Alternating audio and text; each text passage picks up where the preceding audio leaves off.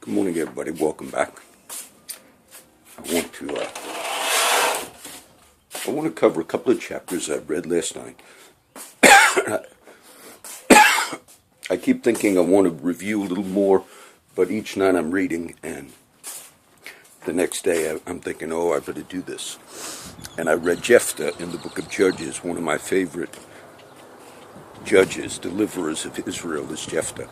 And I'm remembering, I've read many of these stories over the years, but as I'm rereading Judges, I'm remembering, I think I taught some of these on the radio.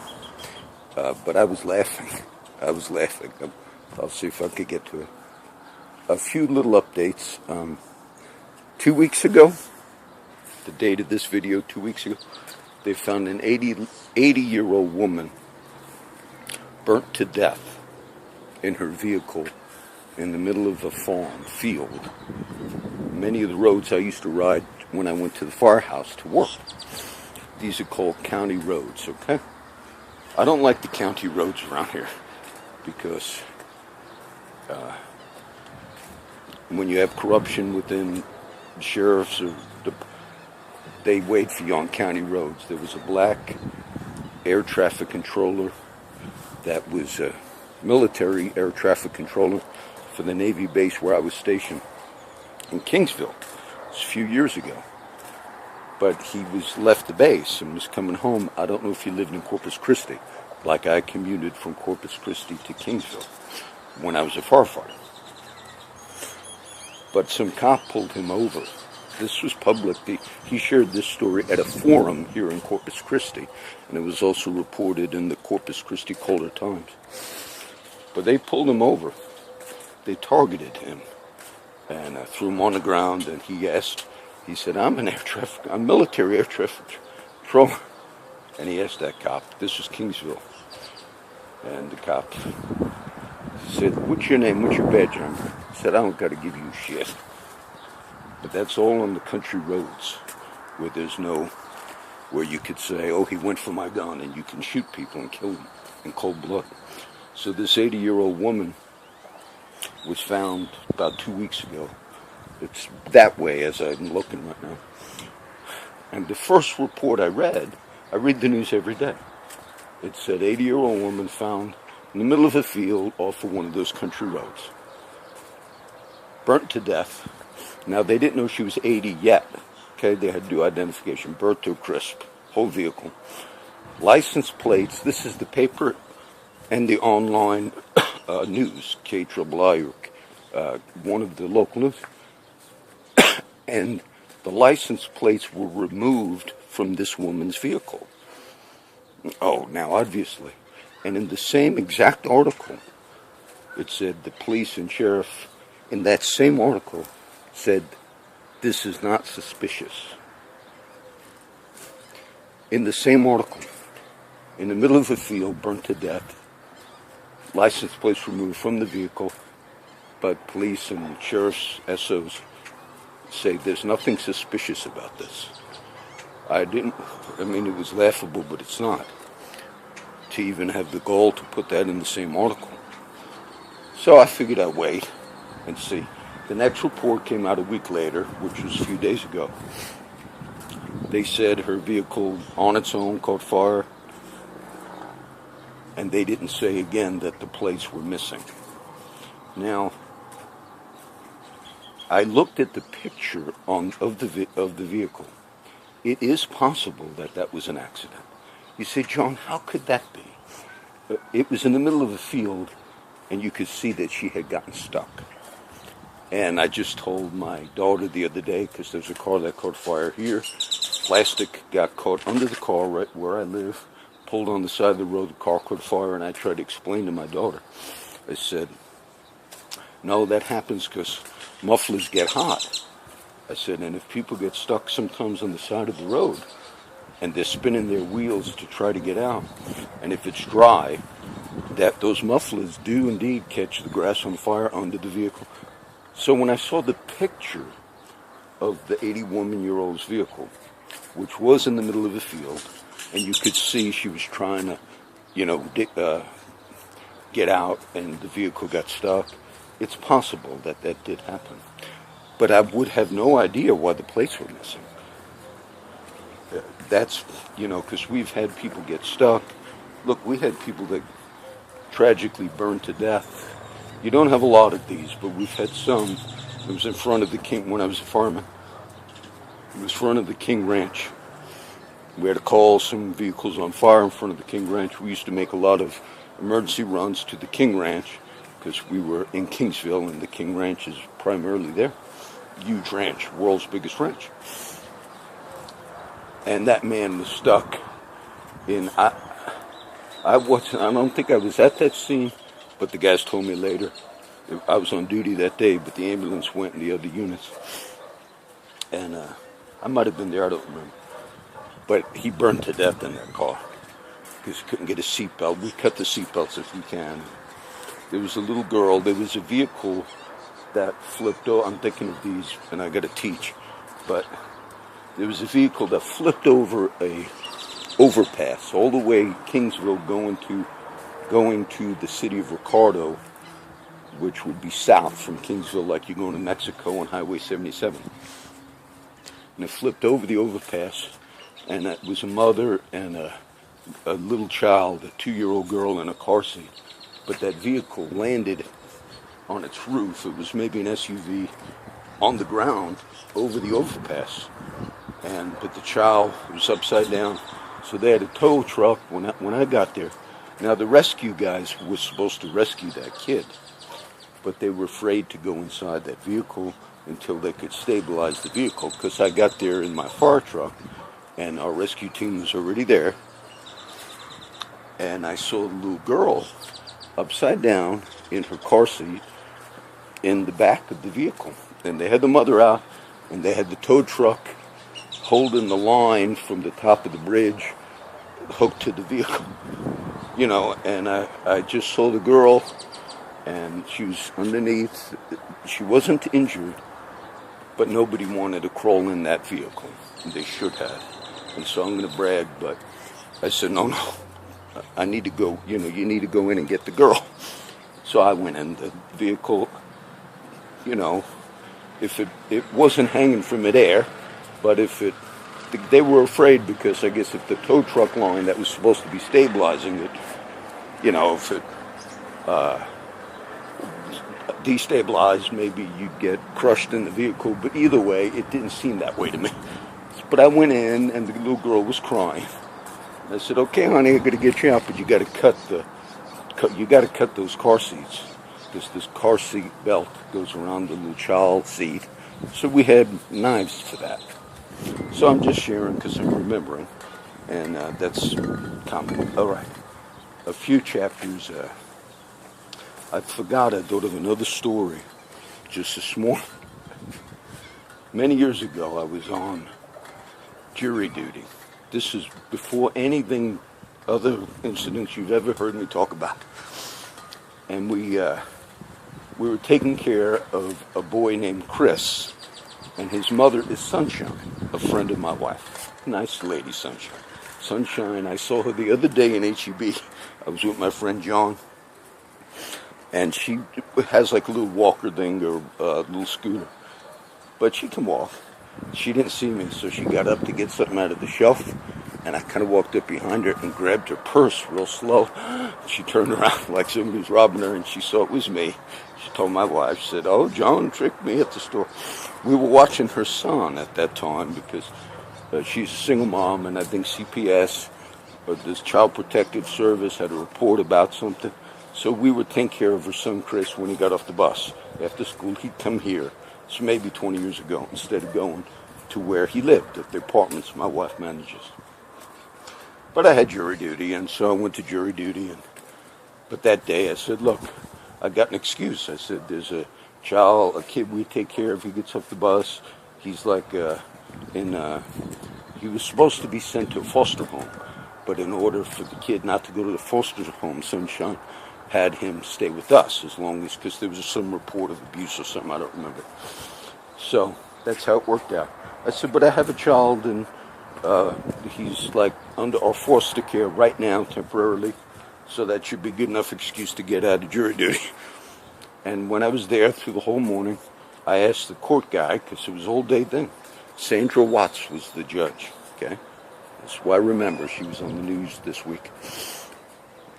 So I asked the guy, we went to the thing, I sat, and she gave a good speech to all the prospective jurors about the law, about the historicity of the court. I think it's 117th District Court. Look, I know a lot of history and stuff in some of the stuff I teach. So she gave a very good apologetic for the courts. I thought it was a little self-serving because many of the jurors were still not picked yet, and there was maybe 100 of us or so, 70 in the room, and she gave like an hour teaching about how wonderful the courts are. And I thought, look, a lot of these people have jobs. To myself, I'm retired, but I thought, you're holding them here all day, and maybe some of them don't want to hear a whole hour on the historicity of the court, her particular court, Sandra Watts. But either way, I thought, well. So then after she did that, I asked the court guy before, I said, look, when am I explained I have a reason to be dismissed. I've been here almost all day now. And he said, oh no, as soon as this is done. So as she gave that little speech to everybody, she also said, and some cannot serve jury duty, and we understand that. And she said, and one of you will be released right now after I'm done. I thought that was me. So she finished, and it was already 1 o'clock or whatever in the afternoon. So I went home. About 3 hours later, this is many years ago, my wife said, oh, the cops are at the door. Now look, I was drinking that day, but I had nothing to do with jury duty. I drank. I was alcoholic. I said, the cops are at the door. So, yes. Oh, man. This was the beginning of it. I said, yes. Can I help you? We have an arrest warrant for you. What? You got jury duty and you left. I said, she said somebody's going to be released. I said, you guys are kidding me. So, I was mad. Now, remember, I was thinking of this earlier today. And we used to have these fake little BB guns for the kids. I got two right here. The little air guns. I could show them to you, but it was the little air shooting guns. My wife said, because they saw I was mad, I had to go in the room to get change, and my wife said, oh, you know, that one cop, they were sheriff's deputies, he got scared of you. She was telling my wife's friend, I think Sunshine, he hid the gun. He saw that little fake gun on the bar, and he put a newspaper over it, like I had guns hanging around. But I was mad. They took me in the cop car, arrested me. It's called a bench warrant. Oh, I was mad. I had my fire department shirt on. I put it on purpose as a t-shirt. That way they'd see fire department. And then I went. Took me in the car. And I'm outside her court. Still the same court in the courthouse. But I was mad. They were saying, oh, you keep it down. Because I said, now I want a lawyer. I said, you all arrested my ass. I want a lawyer right now. You're going to appoint me a lawyer. Sure enough, they had to go in, interrupt the court. He wants a lawyer. Sandra Watts gave me a lawyer. They paid somebody there in the building to come up to represent me. So, cost them money. It's never been done like that before, I'm sure. And then the lawyer came up and said, yes, what is it? I said, look, I'm going to do all the talking. I just wanted to let them know they're supposed to provide me with one, so they're going to pay you. You're going to get a couple of $100 for doing nothing, brother. So I went in, and she let me speak to you, sir. I said, I'm going to tell you what happened.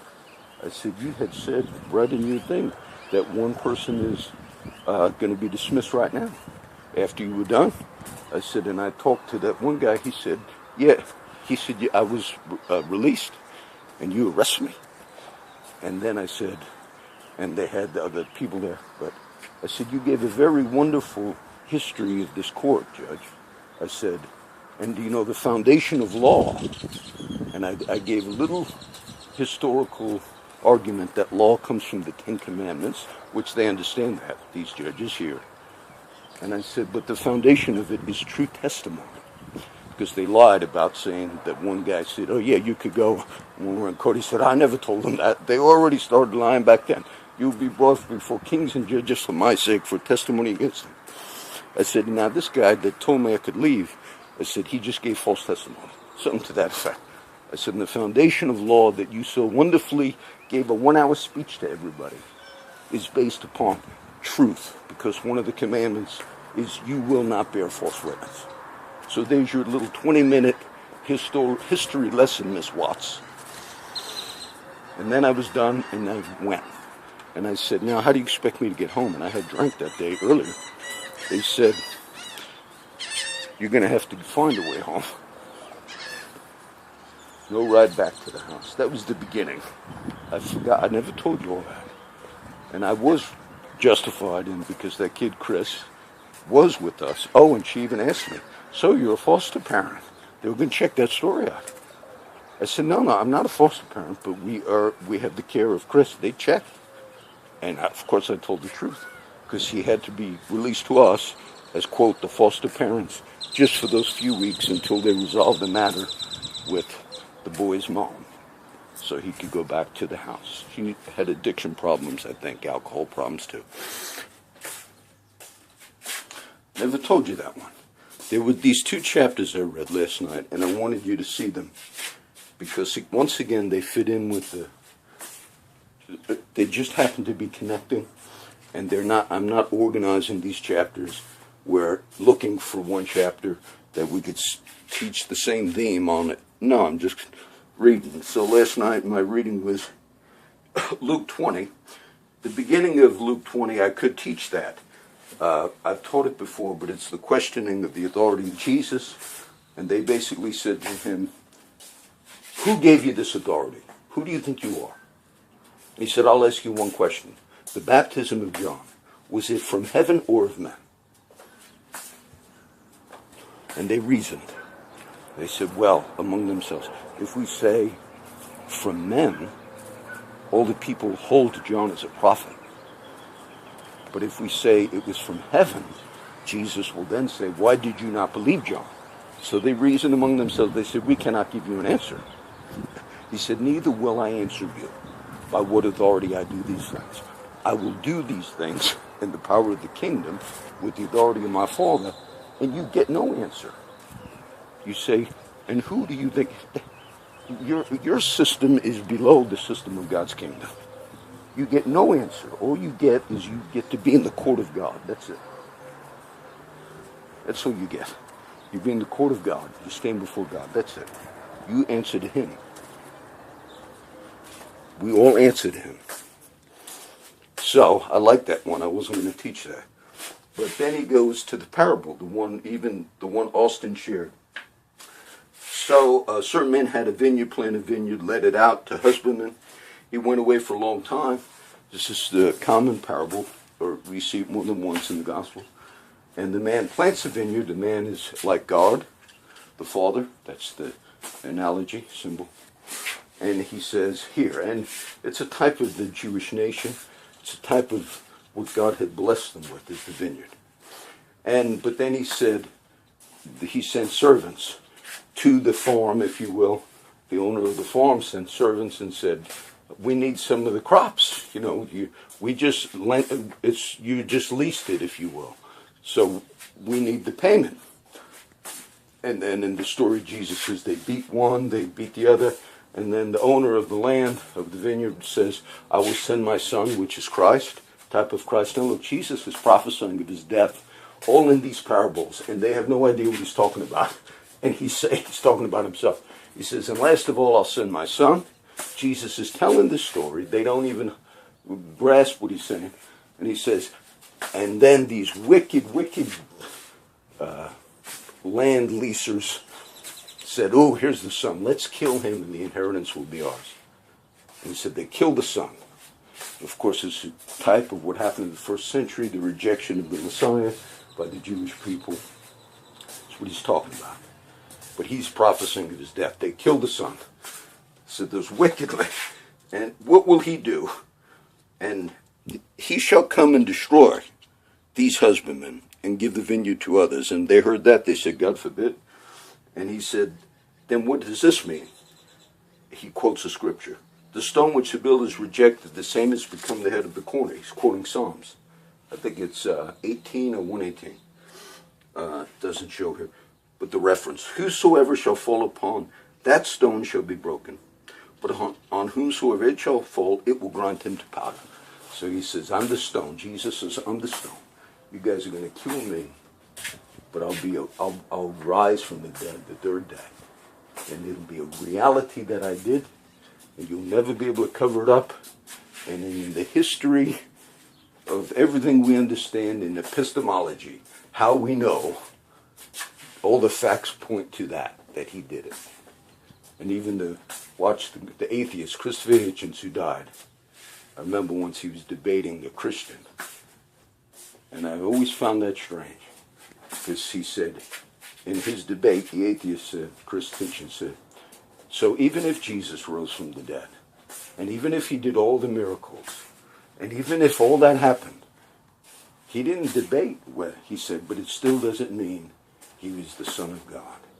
Because he knew the historical record, arguing for, just from history, the historical record that he rose from the dead, the argument could be made.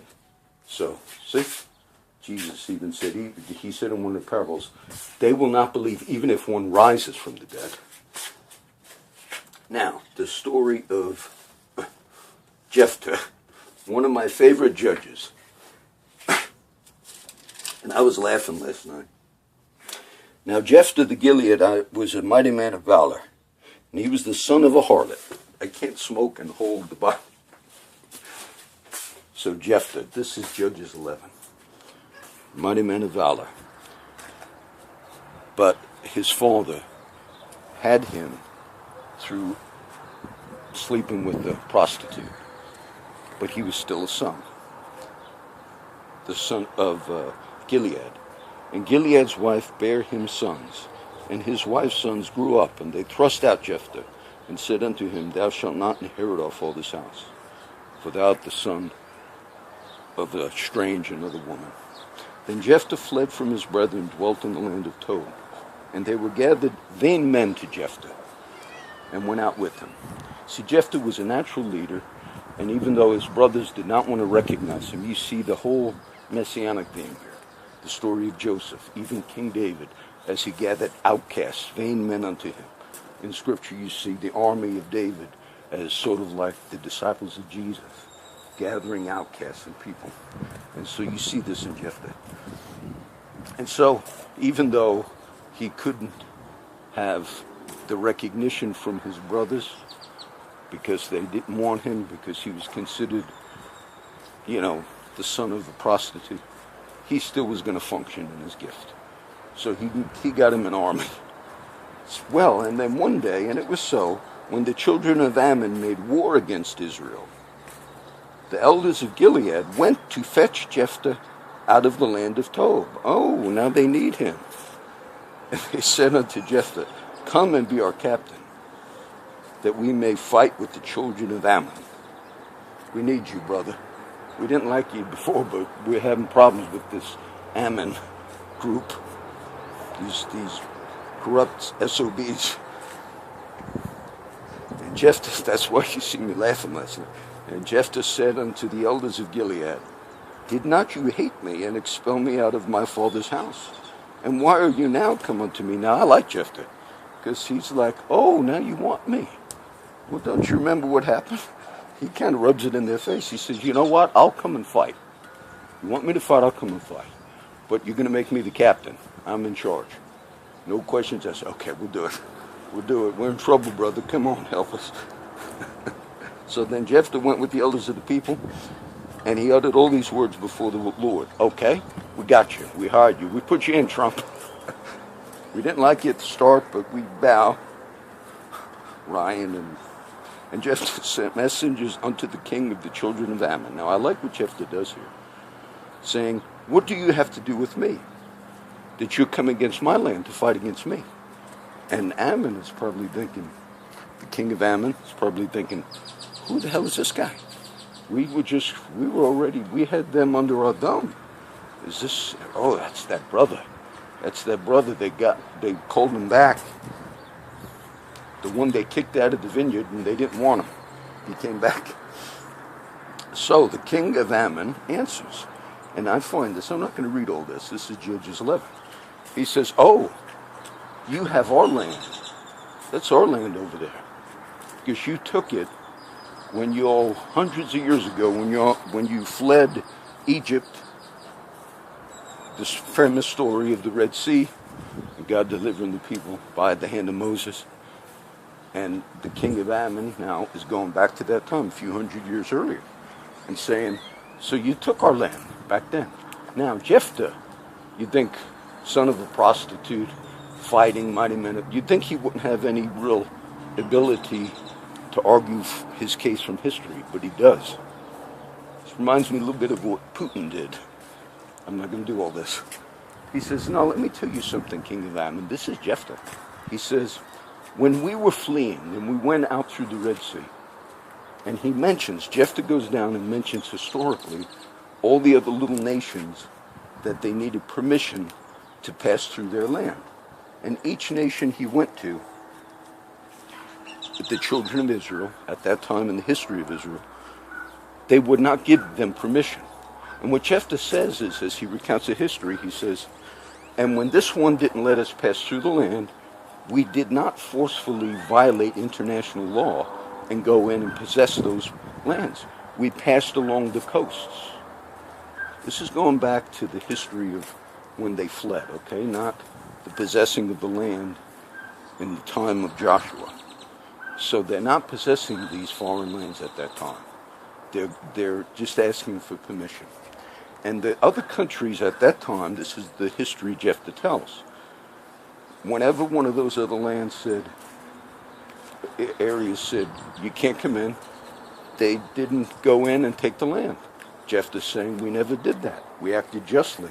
We would just pass along the coast, which would be sort of like international borders, which was permitted under their understanding of law to do. He says, but when we came to you guys, that's what Jephthah says. He says, when we came to you, we made the same request. The original land back in Sihon, I think is but Sihon trusted not Israel to pass through the coast. So then when they went back to that time, the original Ammon, they made the same request. They said, let us pass through, just like we did with all the other countries. But you didn't even want us to pass through your coast, Jephthah says. And so you came and fought against us. But we were not violating any law. You didn't even want us to go through the coast. So you basically attacked us in neutral territory. And Jephthah says, that's why we got the land. Plus, besides all that, none of these other kings and groups are coming back and wanting to claim anything. What makes you think you're any different? Who gave you the right to think that you're the one that's going to come up and now and challenge us? And Jephthah, these are messengers now. They don't have email and text. And Jephthah says, I'm going to tell you what we're going to do. We're not going to bow to you. And we're going to, let's sign trust. And the Lord God of Israel delivered us. So now, God is the one that got rid of you guys because you came and attacked us. And look what Jephthah says. Why don't you go and possess the land that Chemosh, your God, gives you? And I remember Putin said to Turkey when they shut down the plane, I guess Allah didn't give you good advice. I remember that. And Jephthah says, what about Chemosh? Go to your God. We got the land because you guys violated. And then Jephthah, you're thinking, this king of Ammon at this point is thinking, what did I get myself into? I had no idea this guy was like a mighty man of valor. And we're going to read it. The Spirit of the Lord comes on Jephthah. Wherefore I have not sinned against you. This is Jephthah talking. But thou doest me wrong to war against me. The Lord, the judge, be judged this day between the children of Israel and the children of Ammon. Howbeit the king of the children of Ammon hearkened not unto the words of Jephthah. And what did he do? He sent a message. Then the Spirit of the Lord came upon Jephthah, and he passed over. And Jephthah passed over unto the children of Ammon to fight against them, and the Lord delivered them. He smote them all the way from Arad till Minneth, even great victory with a great slaughter. And thus the children of Israel said. So basically Jephthah says, not only am I going to reject your little offer, your little argument, Ammon. He says, I can't even wait. I'm coming to get you now.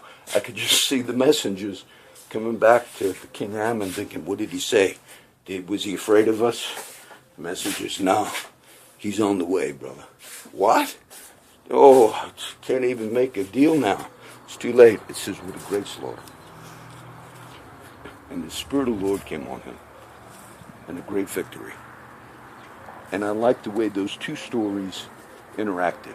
The one in the gospel, because Jesus says at the end of those parables, the Lord of that vineyard, the Lord is going to come back, and it's going to be judgment.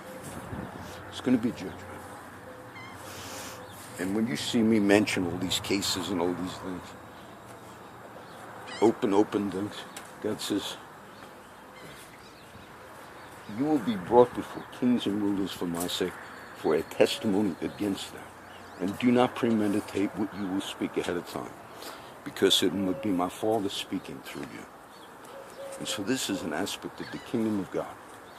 And I could have done a little more on the whole Russia thing, because I read a bunch yesterday on CNN and CNN online news. They showed the build-up, the military build-up, because they're preparing to do what I said, I think, in the last video. That's what they're getting ready to do. And there's going to be a challenge. And I could read the writing when Ash Carter, Defense Secretary, said, we neither seek a Cold War nor a hot war, but you are going to destabilize the international order. With the language that our own officials are publicly using, and then CNN to do such a big showing of the buildup of troops, they just extended flight hours in the base that I was stationed at here in Kingsville. Just this week, I read in the paper, they extended them into midnight or later, and they said it's because we just got to catch up on our training for our pilots. And I live right under the Corpus base here, Naval Air Station Corpus Christi. They fly over here a lot. But I think that there's a warning. There was one report I saw yesterday, and this is not so much the conspiratorial stuff, but they said there was some evidence that the president is thinking they might have to do a martial law thing, or to be prepared to do that, meaning during times of crisis, sometimes you have to institute that and you say, hold it. And if some action were going to take place, and if it were, this is what I predict it would be. It would not be Russia nuking us, not at the start, but it would be Russia giving ultimatum to the U.S., Russia and Syria, saying no more flyovers of Syria. Sovereign territory, you have no permission, and I wouldn't put it past them. Then you're going to have an air war over Russia, proxy war over Syria, or on the border, the European border that borders with Russia and the NATO nations, which we are now putting more troops in right now, and Russia's building up. So I believe they're ready for a real ground war and a real shooting war, hot war. And if they were going to do it, you'd do it right before the election, a few days, because then if the president had to do something like a martial, like declare a state of emergency and postpone the election for that night, you would also have a tremendous amount of people in this country, many who hold to the conspiracy theories, who would uprise and say, we knew Obama was going to do it. And the world leaders are not stupid. If you were going to do some action of that nature, you'd do it right before an election. So, I just want to bless you guys. The Lord bless you and keep you. The Lord make his face shine upon you. The Lord be gracious unto you, and the Lord give you peace. God bless.